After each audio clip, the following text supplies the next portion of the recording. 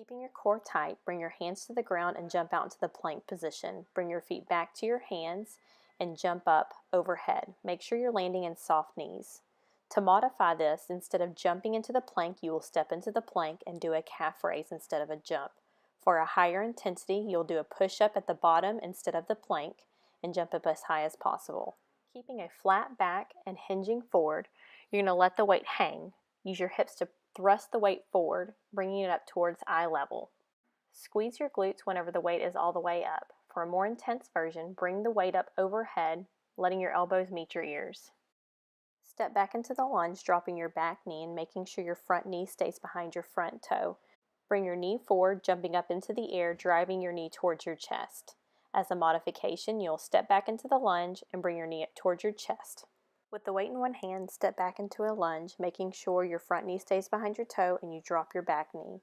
You're going to swing the weight towards your hips, then back to the center.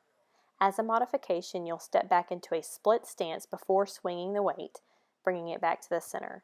A higher intensity, keep that 1 foot off of the ground. Make sure you choose a lighter weight for this movement.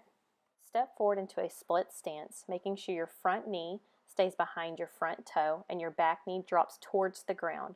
Keep your shoulders stacked over your hips and push off with your front foot into the beginning position. As a modification, step backwards into the lunge, keeping most of your weight in the front foot. Place your feet outside of the mat.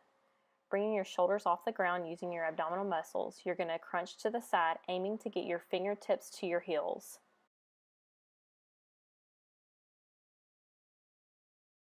Keeping your core tight, jump your feet out into the plank position. Bring your feet back to your hands. Stay low in the squat, transferring the weight to your heels. Flick the ropes once, then bring your hands back to the ground to perform your second rep. As a modification, you will step your feet out instead of jumping. With the rope handles pointing up, you're going to jog in place, bringing your knees and the rope up as high as possible. Land with soft knees and aim to get your arms fully extended above your head. As a modification, you'll perform the same movement without the rope. Place your hands at the top part of your hips for lower back support. You're going to scissor your legs out wide, keeping them elevated at all times. Then slowly bring your knees up towards your chest, pressing off with your palms to help with your chest towards your knees. To modify, rest your feet in between each movement, and for a more intense version, you're going to bring your hands out to the side.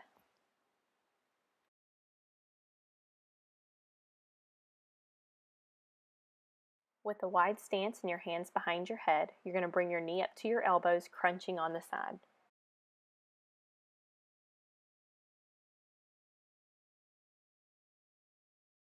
In the push-up position, slowly drop your chest towards the ground.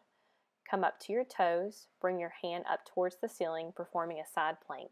Keep your hands just outside of your shoulders. Keep your core engaged the whole time to keep your hips from dropping. As a modification, leave your knees on the ground when performing the side plank. For more of a challenge, perform a toe push-up.